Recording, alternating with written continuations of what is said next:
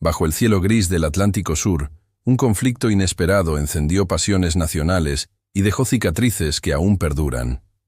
La Guerra de las Malvinas de 1982 no fue solo un enfrentamiento militar entre Argentina y el Reino Unido. Fue también una batalla diplomática, un choque de voluntades y un episodio que marcó para siempre la historia contemporánea de América Latina y Europa. Durante 74 días, las aguas frías y turbulentas del Atlántico se convirtieron en escenario de una guerra que nadie había previsto con exactitud. Argentina, gobernada por una dictadura militar en crisis, lanzó una operación sorpresiva para recuperar unas islas que consideraba parte indivisible de su territorio.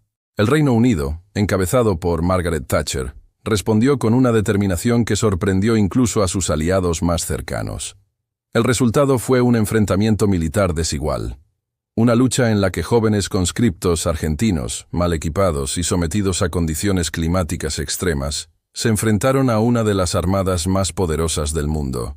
Una guerra en la que el coraje individual contrastó con la precariedad logística, y en la que la tecnología británica, combinada con la disciplina militar, terminó inclinando la balanza. Pero las Malvinas fueron mucho más que una guerra breve. Fueron el reflejo de un pasado colonial inconcluso, de reclamos históricos que se remontaban a 1833 y de una herida abierta en el orgullo argentino, que aún hoy sigue viva en la diplomacia y en la memoria colectiva. En este documental recorreremos el conflicto en su totalidad. Analizaremos las raíces históricas del reclamo argentino, el contexto político y social que llevó a la Junta Militar a tomar la decisión de ocupar las islas, la reacción británica, la movilización de la Task Force y el papel decisivo de la diplomacia internacional. Nos adentraremos en los episodios más dramáticos del conflicto: el hundimiento del crucero Ara General Belgrano, la pérdida del HMS Sheffield por un misil Exocet, las batallas aéreas sobre San Carlos y el sacrificio de centenares de soldados en las colinas de la isla Soledad. Pero también exploraremos el trasfondo humano. Los testimonios de los jóvenes soldados argentinos que, con apenas 18 o 19 años, fueron enviados a enfrentar un invierno cruel. Las vivencias de los marines británicos, que debieron luchar en un terreno inhóspito, a miles de kilómetros de sus hogares. Y el recuerdo de las familias que nunca volvieron a ver a sus hijos. Las Malvinas fueron un conflicto en el que la política interna jugó un papel tan importante como la estrategia militar. Para la dictadura argentina, la guerra representaba una apuesta desesperada por recuperar legitimidad ante un pueblo que se levantaba contra la represión y la crisis económica. Para el gobierno británico, era una oportunidad de reafirmar el poder de un país que muchos consideraban en decadencia. Las consecuencias fueron profundas y contradictorias. En Argentina, la derrota aceleró el colapso de la Junta Militar y abrió el camino a la democracia en 1983. En el Reino Unido, la victoria consolidó el liderazgo de Margaret Thatcher y reforzó el orgullo nacional. Y en América Latina, la guerra despertó reflexiones sobre soberanía, colonialismo y el rol de las potencias extranjeras en la región. Hoy, más de 4 décadas después, la Guerra de las Malvinas sigue siendo un tema sensible. Los cementerios de Darwin y San Carlos guardan los restos de cientos de jóvenes caídos. Los memoriales en Buenos Aires y Londres recuerdan el sacrificio de ambos lados. Y en cada aniversario del 2 de abril, miles de argentinos salen a las calles para reafirmar un reclamo que consideran irrenunciable. La historia que vamos a contar no es solo la de una guerra breve y sangrienta. Es la de un conflicto que trascendió lo militar y dejó un legado político, social y humano, que aún hoy sigue marcando la relación entre dos pueblos. Un legado que, como las olas que golpean sin descanso las costas de las islas, permanece vivo en la memoria del Atlántico Sur. En el corazón del Atlántico Sur, a más de 12.000 kilómetros de Londres y apenas 500 kilómetros de las costas argentinas, se encuentran las Islas Malvinas. Un archipiélago frío y ventoso, habitado por poco más de 2.000 personas en 1982, pero cargado de un enorme peso simbólico y estratégico. La historia de la disputa por las Malvinas no comienza en 1982. Se remonta casi siglo y medio atrás, a 1833, cuando fuerzas británicas ocuparon las islas y desplazaron a la guarnición argentina que allí se encontraba. Desde ese momento, el reclamo de soberanía quedó grabado en la diplomacia y en la identidad nacional de la Argentina. A lo largo del siglo XIX, el país incluyó a las Malvinas en su constitución y en sus mapas oficiales. Mientras que el Reino Unido consolidaba su presencia mediante colonos británicos, gobernadores enviados desde Londres y una economía basada en la ganadería ovina. Durante el siglo XX, el reclamo argentino se mantuvo constante. Gobiernos democráticos y dictaduras, presidentes civiles y líderes militares, todos coincidían en que las Malvinas eran una cuestión de Estado. En cada foro internacional, en cada discurso presidencial, el reclamo aparecía como una causa nacional. En 1965, la Asamblea General de las Naciones Unidas adoptó la Resolución 2065. Allí se reconocía la existencia de una disputa de soberanía y se instaba a ambos países a negociar una solución pacífica. Argentina consideró la resolución como un triunfo diplomático, pero el Reino Unido se aferró a un principio clave: el derecho de autodeterminación de los isleños, quienes se identificaban como británicos y rechazaban cualquier traspaso de soberanía. Durante las décadas siguientes, hubo intentos de acercamiento. En los años 70, se discutió incluso un esquema de condominio o una administración compartida, pero las negociaciones se estancaron una y otra vez. El Reino Unido no estaba dispuesto a abandonar su control sobre las islas, y Argentina se negaba a reconocer la autoridad británica. Mientras tanto, el contexto internacional añadía complejidad. Las islas, situadas en un punto estratégico del Atlántico Sur, eran vistas como una posición clave para el control de rutas marítimas y como base potencial en la proyección hacia la Antártida. Para la Argentina, representaban además un asunto de orgullo nacional y de reparación histórica.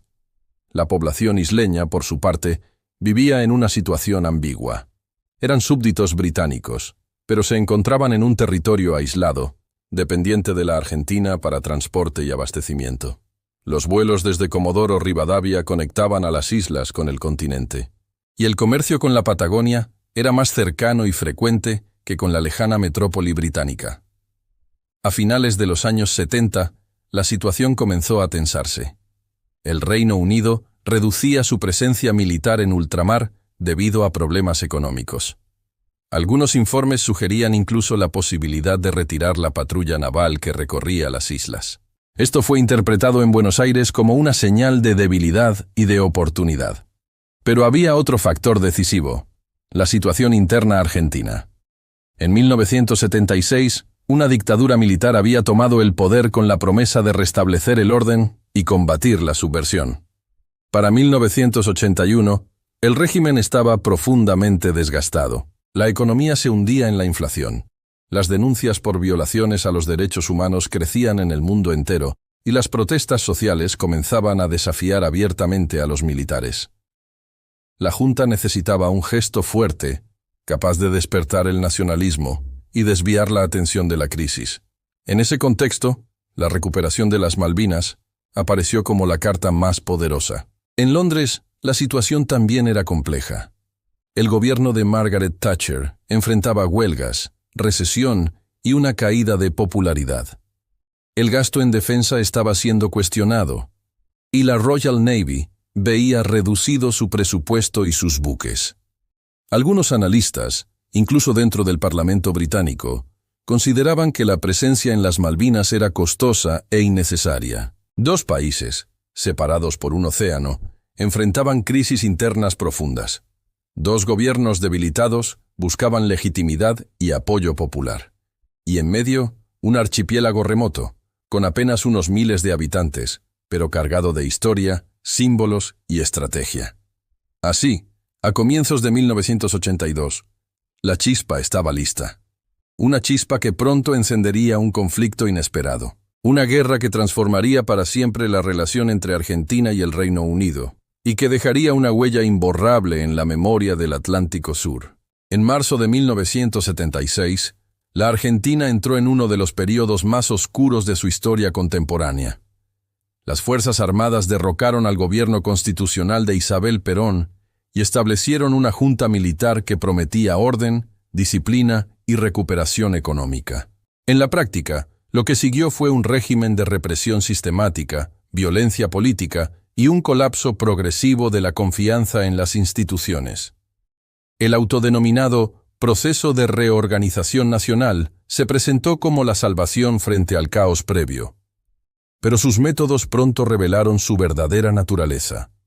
Miles de opositores fueron perseguidos, encarcelados o desaparecidos. Los centros clandestinos de detención se multiplicaron en todo el país, y el miedo se convirtió en una herramienta de control cotidiano. La represión política no resolvió los problemas económicos. Por el contrario, la economía argentina entró en una espiral de inflación, endeudamiento y desindustrialización. La apertura indiscriminada de importaciones, junto con políticas financieras orientadas a la especulación, generaron una crisis que golpeó con fuerza a la clase media y a los trabajadores. Para 1981, la situación era crítica.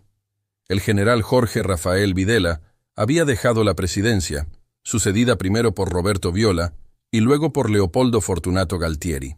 Cada relevo reflejaba la inestabilidad interna dentro de las Fuerzas Armadas, incapaces de presentar un rumbo claro. Las protestas sociales comenzaron a crecer. Los sindicatos, debilitados pero aún presentes, convocaban a huelgas generales. La Iglesia y algunos medios internacionales denunciaban las violaciones a los derechos humanos. En las calles, familiares de desaparecidos, reunidos en la Plaza de Mayo, desafiaban al régimen semana tras semana. La Junta necesitaba desesperadamente una causa que devolviera legitimidad. Un gesto capaz de unir a la sociedad detrás de la bandera y desviar la atención de la represión y la crisis. En ese contexto, la cuestión Malvinas se presentó como la oportunidad perfecta.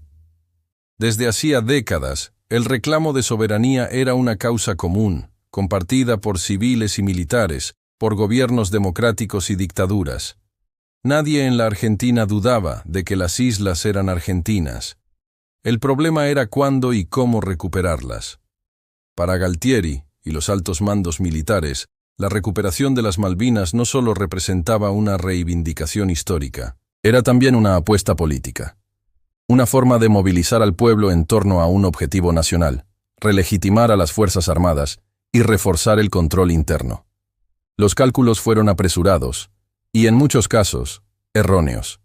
Se creyó que el Reino Unido no reaccionaría con fuerza, que la distancia geográfica y la debilidad económica británica impedirían una respuesta militar, y que Estados Unidos, en el marco de la Guerra Fría, preferiría no enfrentar a un aliado latinoamericano en plena región de influencia. La Junta también apostaba a que la operación sería rápida, y que la comunidad internacional aceptaría el hecho consumado. Tomaremos las islas, izaremos nuestra bandera, y en pocos días el mundo reconocerá la soberanía argentina. Ese era el pensamiento que predominaba en los despachos militares de Buenos Aires. Lo que no se calculó fue la reacción británica, ni el impacto que tendría el hundimiento del ARA General Belgrano semanas después. Pero antes de llegar a ese punto, la dictadura necesitaba planificar la operación inicial. En paralelo, el clima interno seguía deteriorándose. La inflación devoraba los salarios. Las reservas internacionales se desplomaban, y el prestigio del régimen en el exterior estaba en su punto más bajo, con denuncias de organismos de derechos humanos llegando a todos los rincones del planeta. Los militares entendieron que el tiempo jugaba en su contra. Cada día que pasaba, la dictadura se debilitaba más. La única salida parecía ser una acción audaz que cambiara el tablero político. Así nació la decisión de preparar la Operación Rosario, el plan para ocupar las Malvinas.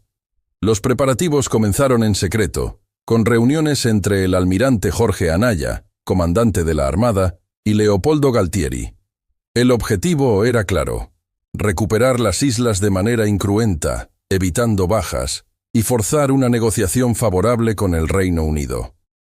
La operación debía ejecutarse rápido, antes de que la crisis interna consumiera a la Junta. La apuesta era enorme. Si funcionaba, la dictadura recuperaría apoyo popular. Si fracasaba, Las consecuencias serían imprevisibles. En Buenos Aires, los servicios de inteligencia empezaron a monitorear cada reacción británica. Se analizaban discursos en el Parlamento de Londres, movimientos navales en el Atlántico y hasta la situación interna del gobierno de Thatcher. Todo parecía indicar que el Reino Unido no tendría capacidad ni voluntad de responder. Pero la realidad pronto demostraría lo contrario. A comienzos de 1982, el régimen argentino estaba en una encrucijada. En lo interno, el descontento social era cada vez más fuerte. En lo externo, la presión diplomática aislaba al país. Y en el horizonte, las Malvinas aparecían como la última carta de salvación política. Galtieri confiaba en que la acción sería un golpe de efecto. En un discurso previo había declarado: «Si quieren venir, que vengan. Les presentaremos batalla». Palabras que reflejaban una mezcla de confianza desmedida y desconocimiento del verdadero poder británico. El tablero estaba dispuesto. Las piezas comenzaban a moverse, y el destino de miles de jóvenes soldados quedaba atado a la decisión de una cúpula militar que, acorralada por su propia crisis, eligió jugar su última carta en las frías aguas del Atlántico Sur. Al otro lado del Atlántico, el Reino Unido atravesaba una etapa difícil. La década de 1970 había sido marcada por huelgas, recesión económica y un sentimiento de declive nacional. En 1979, Margaret Thatcher llegó al poder con la promesa de restaurar el orden y la confianza en el país. Su estilo era firme, inflexible, muchas veces confrontativo. Con el tiempo sería apodada la Dama de Hierro. Pero a comienzos de los años 80, su gobierno no gozaba de popularidad. Las medidas de austeridad habían provocado protestas. El desempleo superaba los 2 millones de personas. Los sindicatos mantenían una relación de permanente conflicto con Downing Street. En ese contexto, el presupuesto militar también estaba bajo presión. Los recortes en defensa habían reducido el tamaño de la Royal Navy. Algunos informes en el Parlamento sugerían incluso el retiro de la patrulla naval que custodiaba las Malvinas. Las islas parecían lejanas, aisladas, sin gran valor económico. Muchos británicos apenas sabían de su existencia. El costo de mantener presencia en el Atlántico Sur parecía desproporcionado para un país en crisis. Sin embargo, para Thatcher, la cuestión iba más allá del presupuesto. Se trataba de prestigio, de soberanía, de la imagen del Reino Unido en el mundo. Si Gran Bretaña permitía que un territorio ultramarino fuera ocupado sin respuesta, el mensaje sería devastador. El Foreign Office, la Cancillería británica, seguía de cerca las negociaciones con Argentina. Durante los años 70 se había discutido un esquema de soberanía compartida, pero las conversaciones nunca llegaron a buen puerto. Los isleños, que se identificaban como británicos, se oponían con firmeza a cualquier transferencia de soberanía. Cuando las tensiones comenzaron a crecer a comienzos de 1982, Thatcher enfrentaba un dilema. Responder con dureza significaba un enorme gasto y una operación militar compleja a 12.000 kilómetros de Londres. No responder significaba aceptar un golpe a la credibilidad internacional de Gran Bretaña.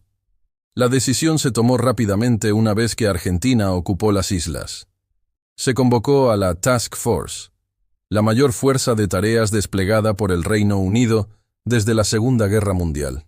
Portaaviones, destructores, fragatas, submarinos nucleares. Miles de hombres y mujeres de la Royal Navy y del ejército fueron movilizados con urgencia. El pueblo británico, al principio dividido, pronto se unió detrás del gobierno. La prensa presentó la guerra como una causa justa. Los titulares hablaban de defender el honor nacional y proteger a los isleños. El conflicto en el Atlántico Sur se convirtió en una prueba para Thatcher, una oportunidad de consolidar su liderazgo político en medio de la crisis interna. Y un escenario donde el Reino Unido demostraría que aún podía proyectar poder militar más allá de Europa. Mientras la dictadura argentina buscaba una salida a su crisis interna, los altos mandos de la Armada y del Ejército delineaban un plan audaz. Recuperar las Malvinas en una operación rápida, incruenta, casi quirúrgica. La llamaron Operación Rosario.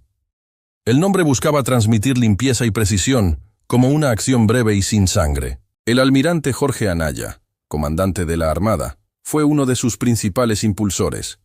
Convenció al general Leopoldo Galtieri de que la recuperación de las islas era posible y de que, políticamente, era el momento adecuado. El plan preveía un desembarco de comandos anfibios en Puerto Stanley. El objetivo era ocupar la sede del gobierno, desalojar al gobernador británico Rex Hunt e izar la bandera argentina sobre la capital de las islas. Los cálculos eran claros. Los británicos tenían apenas una pequeña guarnición de marines. No superarían los 80 hombres en total. La resistencia sería simbólica, insuficiente para detener a una fuerza organizada. La operación debía ejecutarse con el menor derramamiento de sangre posible. El mensaje a la comunidad internacional sería simple. Las islas volvían a la soberanía argentina. Y el Reino Unido no había tenido capacidad de impedirlo.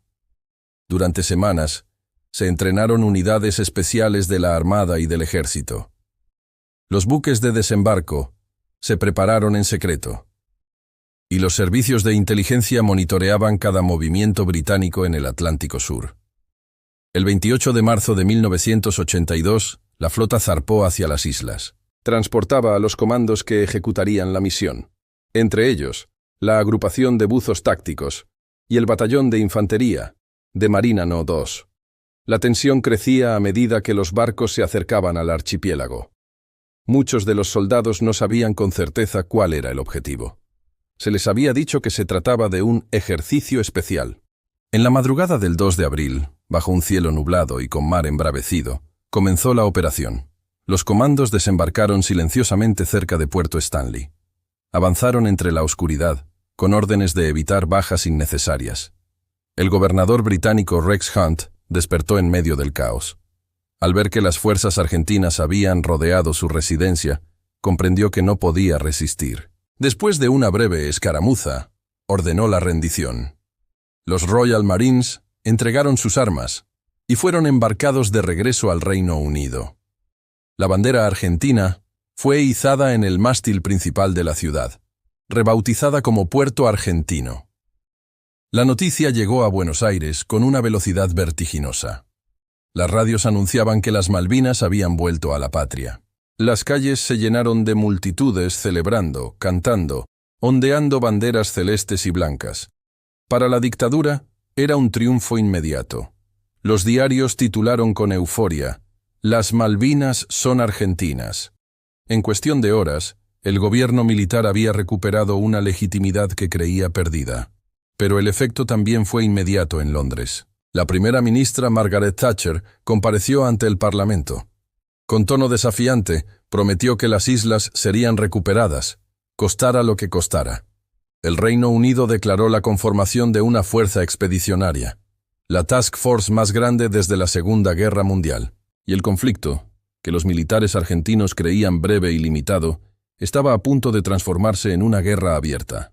El 2 de abril de 1982, mientras en Buenos Aires se celebraba la recuperación de las islas, en Londres, el gobierno de Margaret Thatcher enfrentaba una de las decisiones más trascendentes de su historia reciente. El Parlamento fue convocado de urgencia. Los diputados escucharon con atención la intervención de la primera ministra. Thatcher habló con firmeza. El Reino Unido no aceptará la ocupación de las islas. Las Malvinas serán recuperadas. Se movilizará todo lo necesario para lograrlo. El mensaje fue contundente. En pocas horas, la noticia recorrió el país. Los diarios británicos titularon con patriotismo. La opinión pública, al inicio dividida, pronto comenzó a unirse detrás de la idea de responder con fuerza. El Ministerio de Defensa puso en marcha un despliegue sin precedentes desde 1945. Se organizó la Task Force, una fuerza expedicionaria que partiría rumbo al Atlántico Sur. La columna vertebral serían 2 portaaviones, el HMS Hermes y el HMS Invincible. Los acompañaban destructores, fragatas, submarinos nucleares y buques logísticos. Más de 27.000 hombres y mujeres fueron movilizados. La operación era colosal.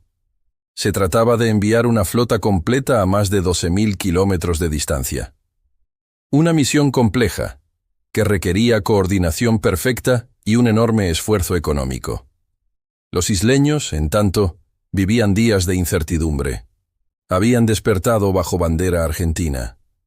Y ahora escuchaban en las radios locales que una fuerza británica se aproximaba para recuperarlos. En Naciones Unidas, la crisis se discutía intensamente. La Resolución 502 exigió la retirada inmediata de las tropas argentinas y el inicio de negociaciones. El Reino Unido se apoyaba en su derecho a la defensa propia.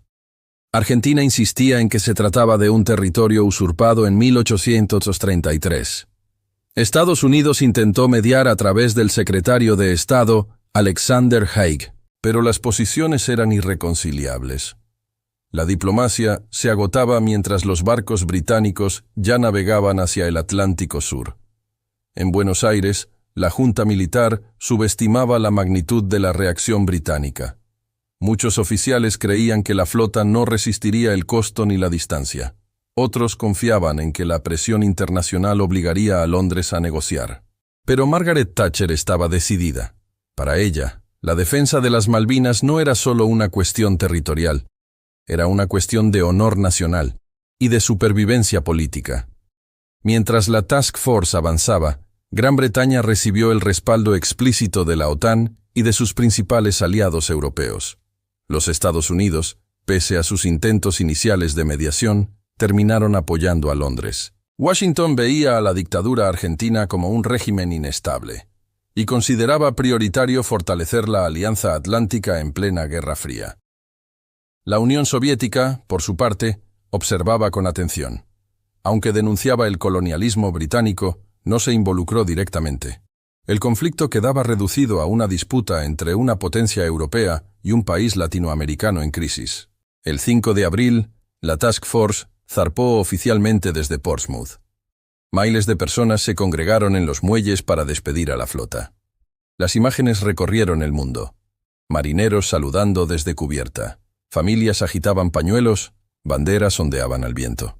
El viaje hacia el Atlántico Sur tomaría semanas. Durante ese tiempo, la prensa británica construyó un relato de unidad nacional. El país entero se volcó a apoyar a sus tropas. El mensaje era claro: el Reino Unido estaba dispuesto a luchar y a ganar. Mientras tanto, en Buenos Aires, la euforia comenzaba a transformarse en preocupación. Los informes de inteligencia confirmaban la magnitud de la flota enemiga. Los oficiales argentinos sabían que el verdadero desafío apenas comenzaba. El Atlántico Sur se convirtió en un escenario de guerra moderna.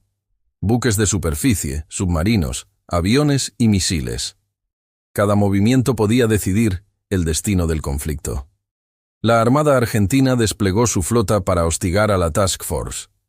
Entre sus naves se encontraba el crucero ARA General Belgrano, un gigante de acero con más de 180 metros de eslora, artillería pesada y más de 1000 tripulantes. El 2 de mayo de 1982 navegaba al sur de las islas. Oficialmente se encontraba fuera de la zona de exclusión declarada por los británicos. Pero la Royal Navy lo consideraba una amenaza. El submarino nuclear HMS Conqueror recibió la orden: seguir, acechar y atacar en el momento oportuno. A las 16 horas, los torpedos impactaron en el costado del Belgrano. 2 explosiones estremecieron la nave. El agua inundó rápidamente los compartimientos. Los sistemas de comunicación colapsaron. En menos de una hora, el crucero se hundió bajo las aguas heladas del Atlántico Sur. 323 marinos argentinos murieron. Fue el mayor golpe sufrido por Argentina durante toda la guerra. El hundimiento del Belgrano tuvo un efecto inmediato. La flota argentina se replegó a sus bases continentales. Los portaaviones y destructores evitaron arriesgarse en mar abierto. El dominio naval pasó en la práctica a manos británicas, pero la respuesta argentina no tardó. El 4 de mayo, 2 aviones Super-Etendard de la Armada despegaban armados con misiles Exocet. Volaron rasantes sobre el mar para evitar los radares. Detectaron a un objetivo, el destructor HMS Sheffield. El misil impactó en el centro del buque. Una explosión seguida de un incendio devastador lo dejó fuera de combate. 20 tripulantes británicos murieron. Horas después, el Sheffield se hundía lentamente. La guerra naval había mostrado su rostro más cruel. Ningún buque estaba seguro. Un submarino invisible podía hundir a un gigante. Un avión con un solo misil podía destruir a un destructor moderno. El efecto psicológico fue enorme. En Argentina, el hundimiento del Belgrano generó dolor y luto. En Gran Bretaña, la pérdida del Sheffield demostró que la guerra estaba lejos de ser fácil. Los comandantes de ambos lados se volvieron más cautelosos. Los británicos reforzaron sus defensas antiaéreas. Los argentinos comenzaron a depender cada vez más de sus aviones para atacar. El Atlántico Sur se había transformado en una trampa mortal. Cada radar, cada periscopio, cada sombra en el horizonte podía significar la muerte. El mar, que durante siglos había sido una ruta de exploración y comercio, ahora era un campo de batalla donde se decidía el futuro de las Malvinas. Si el mar era un campo de cazadores invisibles, el cielo del Atlántico Sur se transformó en un duelo constante.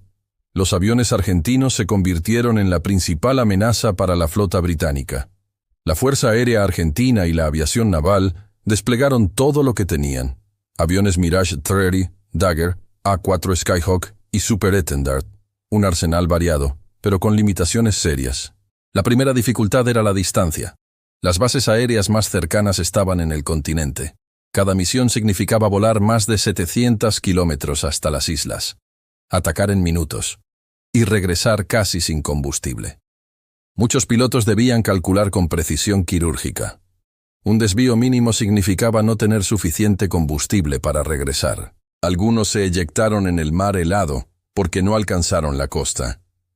A pesar de esas limitaciones, la aviación argentina mostró una valentía extraordinaria. Los ataques eran lanzados a baja altura, rozando las olas. Volaban a pocos metros del mar para evitar los radares británicos. Cuando emergían, ya estaban a segundos de lanzar sus bombas. El 21 de mayo, durante el desembarco británico en San Carlos, la aviación argentina realizó uno de sus ataques más intensos. El estrecho fue bautizado por los soldados británicos como Bomb Alley, porque día tras día, los aviones argentinos lo convertían en un corredor de fuego. Fragatas como la Arden, Antelope y Coventry fueron blanco de estos ataques. Algunas se hundieron, otras quedaron gravemente dañadas. Las imágenes de barcos británicos en llamas recorrieron el mundo. Sin embargo, no todas las bombas explotaban. Muchas veces, los proyectiles argentinos impactaban pero no detonaban, porque eran bombas convencionales, lanzadas a baja altura, sin tiempo para armarse. Los británicos, aunque sufrieron pérdidas dolorosas, se adaptaron rápidamente. Fortalecieron sus defensas aéreas. Los Sea Harrier, cazas embarcados en los portaaviones, demostraron su eficacia. Su radar y sus misiles Sidewinder eran letales contra los Mirage y Dagger. El combate aéreo se volvió desigual. Los pilotos argentinos, con aviones más antiguos y menos tecnología, luchaban con coraje, pero enfrentaban a una fuerza equipada con lo más avanzado de la OTAN. El costo humano fue altísimo. Decenas de pilotos argentinos no regresaron de sus misiones. Algunos lograron eyectarse, pero murieron en las aguas heladas antes de ser rescatados. Otros desaparecieron sin dejar rastro. Aún así, la aviación argentina logró lo que pocos esperaban. Causó daños significativos a la Task Force, hundió barcos, retrasó operaciones y obligó a los británicos a mantener una vigilancia constante. El cielo del Atlántico Sur se convirtió en un infierno de fuego, humo y metal retorcido. Cada ataque argentino era una mezcla de coraje suicida y precisión desesperada. Cada defensa británica, un recordatorio de que la guerra moderna dependía tanto de la tecnología como del sacrificio humano. En esas semanas, la guerra aérea definió el pulso del conflicto. Los británicos avanzaban, pero a un costo cada vez mayor. Los argentinos resistían, pero cada misión les costaba pilotos irreemplazables. Era un duelo asimétrico David contra Goliat, librado en los cielos del Atlántico Sur. El 21 de mayo de 1982 comenzó la fase decisiva del conflicto. La Task Force británica ejecutó el desembarco en la bahía de San Carlos, en la isla Soledad. El lugar había sido elegido por su geografía. Era una zona aislada, con colinas que ofrecían protección natural. Los argentinos no esperaban allí un desembarco masivo. Durante la madrugada, cientos de botes de desembarco comenzaron a acercarse a la costa. Transportaban a soldados de élite, los Royal Marines y paracaidistas británicos. El sonido de helicópteros y motores de lancha rompía el silencio del estrecho. La artillería argentina respondió desde las alturas. Los cañones de 105 mm intentaron frenar el avance, pero la flota británica brindaba cobertura constante con sus fragatas y destructores. Los primeros combates fueron intensos. Los defensores argentinos, compuestos en su mayoría por jóvenes conscriptos, resistieron con valentía. Pero estaban superados en armamento, entrenamiento y coordinación. La aviación argentina volvió a lanzarse sobre el estrecho. El área se ganó el nombre de Bomb Alley. Cada ataque ponía en riesgo a los barcos de desembarco y a las fragatas de apoyo. El precio fue alto. La fragata HMS Ardent fue alcanzada y se hundió. La Antelope explotó tras recibir bombas que no habían detonado al instante. Y días después, el destructor HMS Coventry también sería víctima de los ataques argentinos. Sin embargo, el desembarco no pudo ser detenido. Miles de soldados británicos lograron establecer una cabeza de playa firme en San Carlos. Desde allí comenzarían su avance hacia Puerto Argentino, el objetivo final. En tierra, las tropas británicas avanzaban con disciplina. Usaban helicópteros para trasladar suministros, montaban posiciones defensivas y aseguraban los valles uno a uno. Los soldados argentinos, mal equipados y con logística limitada, enfrentaban condiciones extremas. El frío, la lluvia constante y la falta de ropa adecuada minaban la moral. La comida escaseaba. En muchos casos, debían sobrevivir con raciones mínimas y calorías insuficientes. A pesar de todo, hubo episodios de resistencia feroz. En Darwin y Goose Green, una guarnición argentina bajo el mando del teniente coronel Italo Piaggi enfrentó a los paracaidistas británicos. El combate fue encarnizado. Duró más de un día, con intensos intercambios de artillería y fuego de ametralladora. Finalmente, el 29 de mayo, los argentinos se rindieron en Goose Green. Más de 1000 soldados fueron hechos prisioneros. La victoria británica tuvo un enorme impacto psicológico. Demostró que las fuerzas de tierra británicas avanzaban con paso firme. Mientras tanto, en Puerto Argentino, los mandos argentinos intentaban reorganizar la defensa. Las trincheras se multiplicaban alrededor de la capital. Los soldados esperaban el inevitable avance enemigo. Cada colina, cada valle, cada posición era preparada para resistir. El objetivo era frenar a los británicos el mayor tiempo posible y forzar una negociación antes de una derrota total. Pero el poder de fuego británico era superior. Y cada día que pasaba, sus tropas se acercaban más al corazón de las islas. A comienzos de junio, las fuerzas británicas ya habían asegurado su posición en San Carlos. El siguiente paso era avanzar hacia Puerto Argentino, la capital de las islas. El terreno no facilitaba el avance. Colinas escarpadas, turba húmeda, clima hostil y niebla constante. Los británicos avanzaron en 3 columnas principales. Paracaidistas y Royal Marines abrían camino desde San Carlos. Comandos de montaña rodeaban posiciones argentinas. Mientras tanto, helicópteros transportaban suministros y evacuaban heridos. La resistencia argentina se concentró en los alrededores de Puerto Argentino. Las colinas de Monte Longdon, Dos Hermanas y Tumbledown se transformaron en fortalezas naturales. Los soldados argentinos cavaron trincheras, instalaron ametralladoras y prepararon artillería. El 11 de junio comenzó la ofensiva final. Durante la noche, los británicos lanzaron ataques coordinados contra las posiciones argentinas. El combate fue brutal. Se luchó cuerpo a cuerpo con bayonetas, granadas y fuego de ametralladora. En Monte Longdon, los paracaidistas británicos enfrentaron una resistencia encarnizada. La colina cambió de manos varias veces durante la batalla. Los relatos de los sobrevivientes hablan de gritos, explosiones y combates a pocos metros de distancia. En Dos Hermanas, Los Royal Marines avanzaron en medio de la oscuridad y el fuego cruzado. La artillería argentina castigaba sus posiciones, pero poco a poco, los británicos lograron quebrar la defensa. En Tumbledown, los guardias escoceses enfrentaron una de las batallas más sangrientas de la guerra. Las posiciones argentinas estaban bien defendidas. Los soldados lucharon hasta el límite de sus fuerzas, pero el poder de fuego británico y la superioridad logística fueron determinantes. Tras días de combates, las colinas alrededor de Puerto Argentino cayeron una a una. La ciudad quedó rodeada. Los británicos apuntaban ya su artillería contra las posiciones finales. En el interior, los soldados argentinos sufrían hambre, frío y agotamiento. Muchos eran conscriptos de 18 o 19 años. No tenían ropa adecuada ni comida suficiente. La moral estaba quebrada.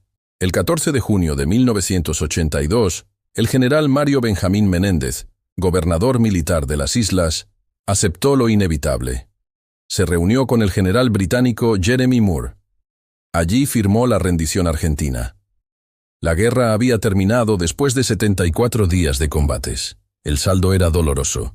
649 argentinos muertos, 255 británicos caídos, y 3 isleños que también perdieron la vida. Puerto Argentino volvió a llamarse Stanley bajo control británico. Los soldados argentinos fueron enviados de regreso al continente como prisioneros de guerra. Y el Reino Unido celebró una victoria que reforzó su orgullo nacional. En Argentina, la noticia cayó como un golpe devastador. La euforia inicial se transformó en tristeza, enojo y frustración. La derrota aceleró la caída de la dictadura militar. En menos de un año, se iniciaría el retorno a la democracia. El 14 de junio quedó grabado en la memoria de ambos países. Para los británicos, el día de la victoria. Para los argentinos, el día de la pérdida y del luto. Pero también el inicio de un nuevo capítulo político. La rendición del 14 de junio de 1982 no fue solo el final de una guerra breve. Fue el inicio de un profundo cambio político y social en ambos países. En Argentina, la derrota marcó el derrumbe definitivo de la dictadura militar. La Junta, que había buscado legitimidad a través de la guerra, quedó totalmente deslegitimada. Las protestas sociales se multiplicaron. El régimen perdió el apoyo que había recuperado brevemente en abril. En diciembre de 1983, la democracia regresó con la elección de Raúl Alfonsín. El recuerdo de la guerra quedó grabado en la memoria colectiva.